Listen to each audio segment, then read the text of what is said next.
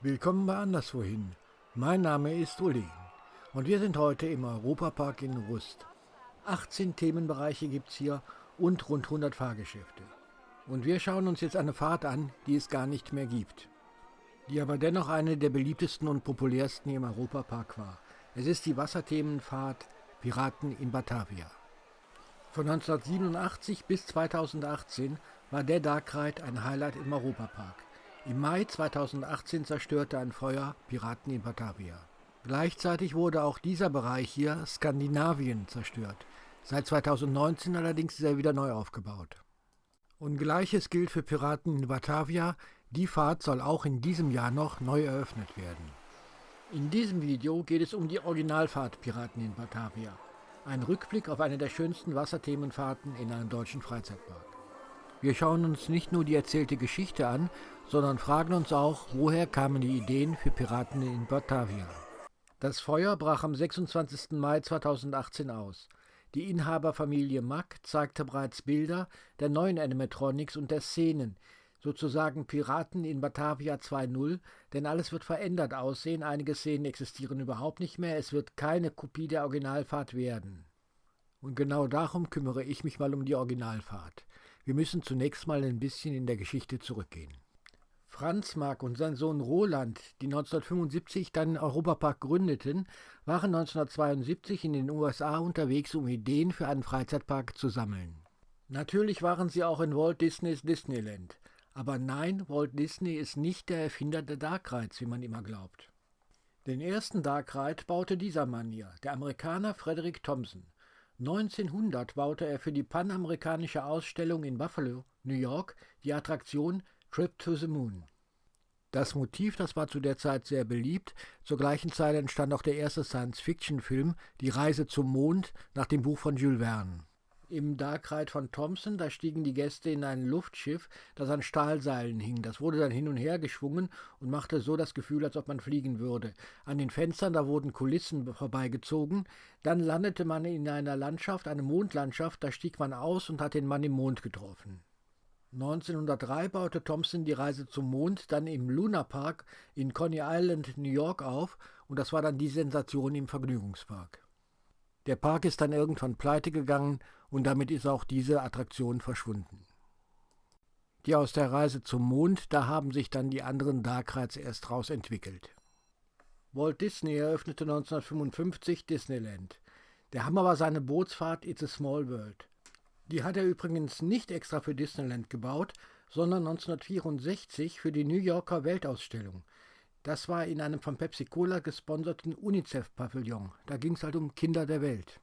Seine Neuerung, das war das Bootfahrkonzept, so wie die Boote durch die Halle fuhren. 1966 kam It's a Small World dann ins Disneyland. Für It's a Small World hatte er dieses Fahrtkonzept entwickelt, das er 1967 auch bei der Wasserfahrt Pirates of the Caribbean übernahm.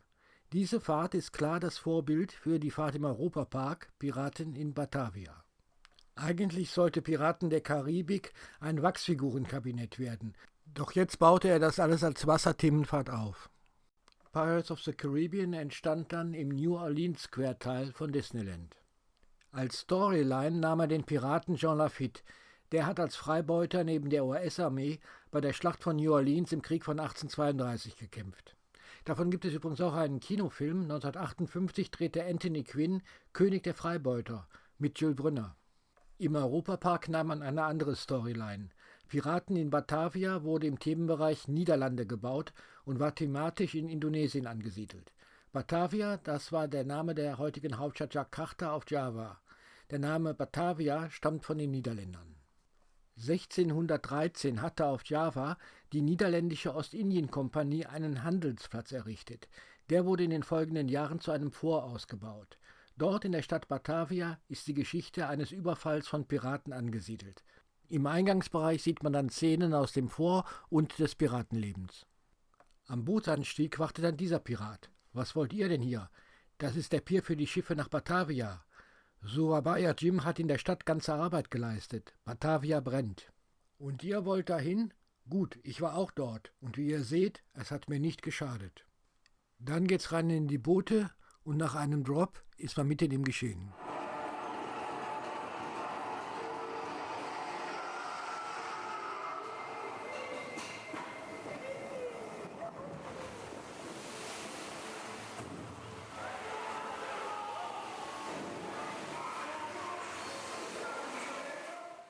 In der ersten Szene greift ein Piratenschiff, anscheinend sind das europäische Piraten, einen Fort an. Hier auf der Karte sieht man, wo Batavia, das ist das heutige Jakarta, liegt, auf der Insel Java. Um 1600 ging es den Niederländern in Indonesien um den Handel mit Gewürzen, Pfefferkörner und Gewürznelken. 350 Jahre lang kontrollierten danach die Niederländer dieses Gebiet. 1613 errichtete die Niederländische Ostindien-Kompanie, kurz VOC, vor der Stadt den ersten Handelsplatz, der in den folgenden Jahren zu einem Fort ausgebaut wurde.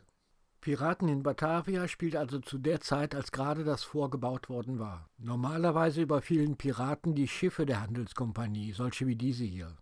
Aber im Europapark ist es nun mal das Fort, man sieht es hier auf diesem Bild hinten rechts. Ein Wort noch zu den Uniformen. Im Europapark tragen die Soldaten diese Uniform. Das ist eine Uniform aus dem 19. Jahrhundert. Im 16. Jahrhundert trug man diese Uniform. Aber das ist nicht weiter schlimm, das ist ja schließlich kein Museum, sondern es ist ein Freizeitpark.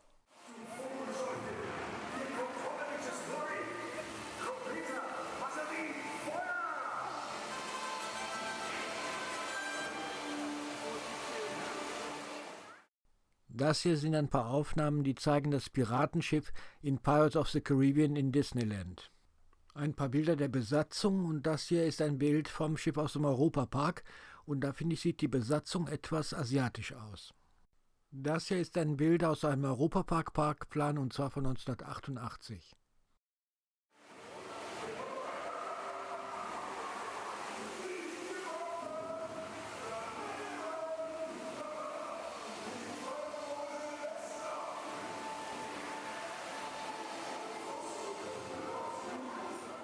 Wenn man etwas vom Europapark erzählt, kommt man um einen Mann nicht drumrum. Das ist Ulrich Damrau, hier zusammen mit der Familie Mack.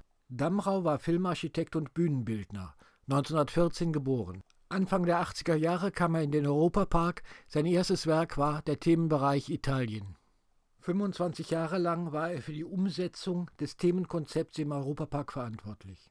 Er gestaltete die Themenbereiche, die Fahrgeschäfte und auch die Hotels des Europapark. Und natürlich entwarf er auch Piraten in Batavia. Das Ganze zusammen mit Franz Mack. Die Animatronics, die Dekorationen, auch die Storyline, all das ist ein Werk von Damrau. Er entwickelte die Fahrt auf der 400 Meter langen Strecke, auf der 20 Boote fahren. 6000 Quadratmeter groß war übrigens die Halle. Gebaut hat sie Mack Rides.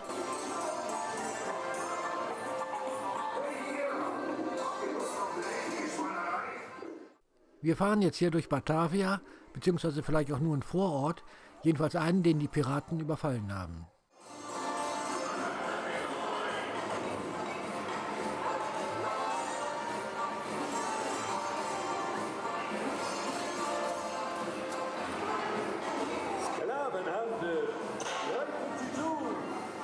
Sklavenhandel, das ist ein beliebtes Thema der Pirates of Caribbean Fahrten in all den Disney Parks. Das hier zum Beispiel ist hier im Disneyland Paris. Das hier ist in Anaheim. Die Pirates of Caribbean Fahrt wurde übrigens überall in den letzten Jahren umgestaltet. Und hier wieder Bilder aus dem Europapark. Das Szenenbild ist ähnlich, aber nicht gleich.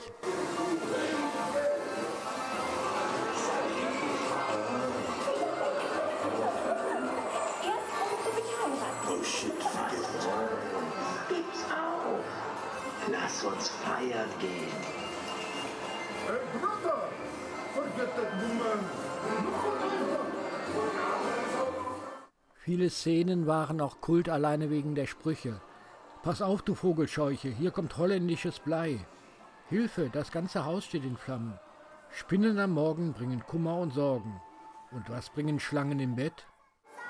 Stopp, ich kann nicht schwimmen. Dann lerne es doch endlich. Da musst du noch nicht ins Bett. Meine Mama hat immer gesagt, ja, mit dir gibt's ein schlimmes Ende. Der Betrunkene auf der Brücke, auch ein beliebtes Motiv bei Disney.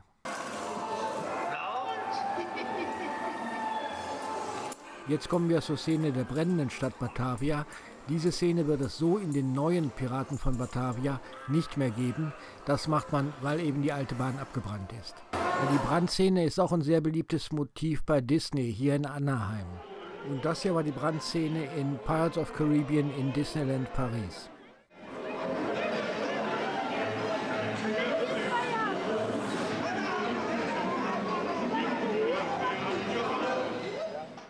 Ja, und eine ähnliche Brandszene, die fand man im Phantasialand in Brühl, und zwar in der Silbermine.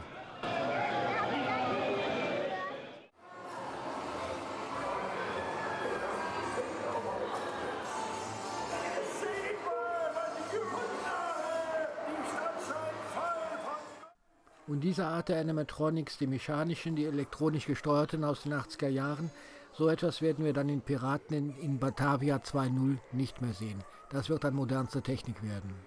Und Szenen, in denen die Piraten den Damen hinterherlaufen, die waren auch in Disneyland sehr beliebt. Allerdings gibt es die inzwischen in dieser Form nicht mehr. Hier Aufnahmen aus dem Disneyland in Paris.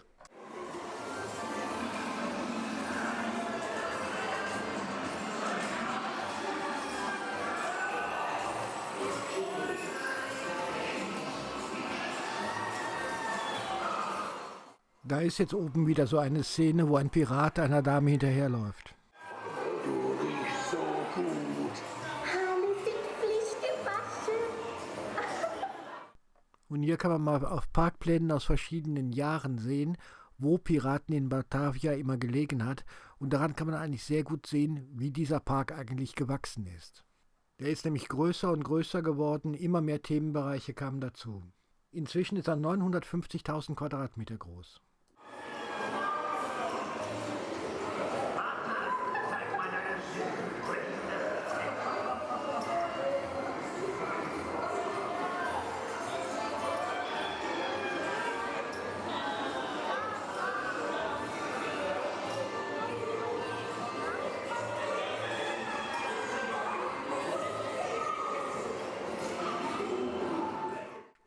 Disney nahm 2006 einige Änderungen an Pirates of the Caribbean vor. Man glich das Ganze der Filmversion etwas an. Änderungen gab es im Europapark bei Piraten in Batavia immer wieder. Da wurden Figuren ausgetauscht, es gab neue Gesichter und es kamen noch einige neue Figuren hinzu. Danke, aber nach der Schlange bin ich voll satt.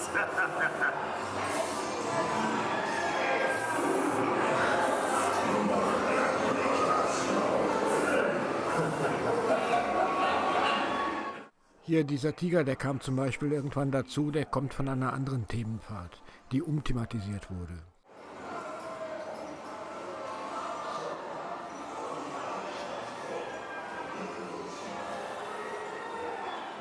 Hier kommt jetzt eine Kultszene, 3 Gefangene versuchen einen Affen zu locken, der den Schlüssel zur Zelle hat. Und diese Szene gibt es natürlich auch bei Disney. Das ist jetzt Disneyland bei Pirates of the Caribbean.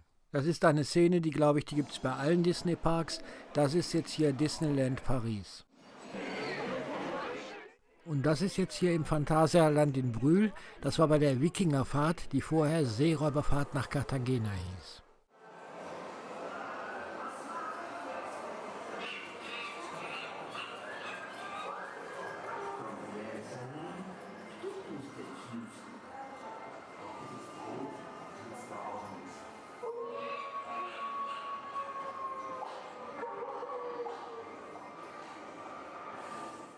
Und das ist jetzt eine Familie mit einem Karren, die es Richtung Dschungel zieht. Und dahinter steht wieder der Pirat, den wir schon am Bootseinstieg gesehen haben. Und zum Abschluss fuhr man dann in den letzten Jahren an einem Restaurant vorbei. Das ist das Bamboi Bay Restaurant gewesen. Auf der gegenüberliegenden Seite vom Restaurant, da befand sich eine Bühne, da fand ab und zu eine Parkshow drauf statt und man fuhr mit dem Boot zwischen Restaurant und Bühne durch. Das Restaurant wurde 2008 dahin gebaut. Vorher fuhr man bei dieser Szene durch einen Urwald, durch einen Dschungel. Und das war eigentlich so ein richtiges Highlight der Fahrt.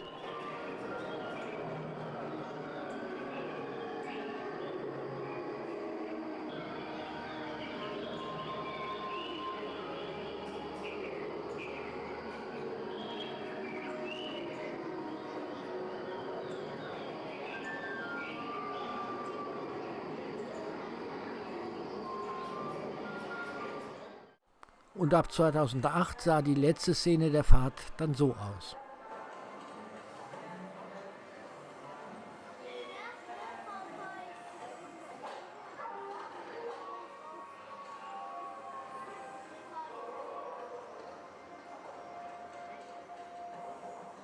Ein Restaurant zu dieser Wasserthemenfahrt zu bauen, sogar in die Wasserthemenfahrt hinein, das war eine Idee von Disney. Das Restaurant, das hieß überall Blue Bayou. In Paris, da heißt es inzwischen Captain Jack's.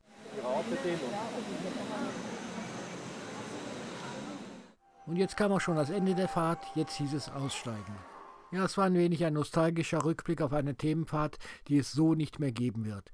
Piraten in Batavia 2.0 wird anders werden, es wird eine andere Storyline geben, sowieso andere Figuren und Dekorationen. Mal sehen, was sich sonst noch ändert. In einem können wir uns sicher sein, der Europapark wird eine klasse Themenfahrt schaffen. In diesem Sinn, tschüss.